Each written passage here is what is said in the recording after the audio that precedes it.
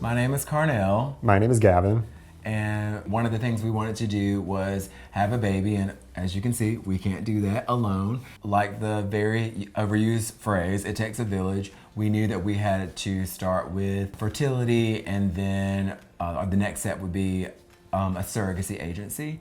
So we started with finding a fertility clinic back in 2018. Right. I mean, I was a little bit reluctant. We weren't even married. Marriage wasn't even really on the horizon for us.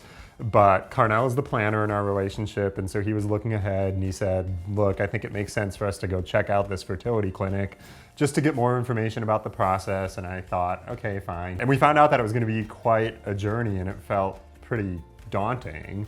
But it was good to have that information so we could start the planning stages. And then I think we kind of put it in the back of our mind for a little while and got married right before COVID hit in February 2020. And then when we were sitting in our house, when everything was shut down, we kind of started thinking, well, you know, we're married now. Maybe the next logical step for us is to start thinking about creating our family. When our fertility doctor recommended family inceptions, I was just like, okay, I'm going off a recommendation, but also let me look at a website, let me look at a few videos. For me, it was just like a hands down, slam dunk kind of thing. I'm like, this is what we're doing. And then we had a call with Family Inceptions probably 2 months later where they told us that they had a potential surrogate for us and they were going to send over her profile. And I was just shocked that we had gotten that news that fast, but really thought that it was a sign from God that no, you are ready. And this is the time for you where we're gonna make it happen. When reading Jessica's profile, we just connected, and it felt like I was reading something about someone that I already knew.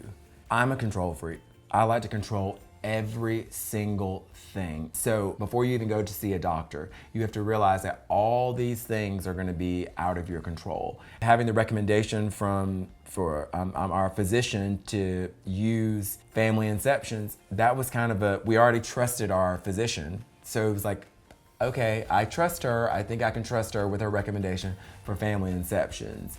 Attending the appointments was really important to me because that's how you start to build that emotional connection with the baby. You know, it would be very easy to just kind of have the surrogate attend her appointments, and if you're not involved in that at all, just have a baby show up 9 months later. But that wasn't really the experience that I wanted. It felt a lot more real to me because I was able to see how the baby was developing and see the baby on an ultrasound and hear the heartbeat, you know, when the baby was 6 weeks old. And to me, that really just created more of the emotional connection with Jessica and with our baby right from the very beginning of the pregnancy. And it was, I think, the best part of the experience. I always look forward to being able to go to those appointments. We understand that other people aren't gonna have this blissful experience like we had, but that doesn't mean that it doesn't have to be shared, because we want to share it, because we want to share that it is possible and that it can happen. It won't happen the exact same way that ours did. You won't have the exact same feelings,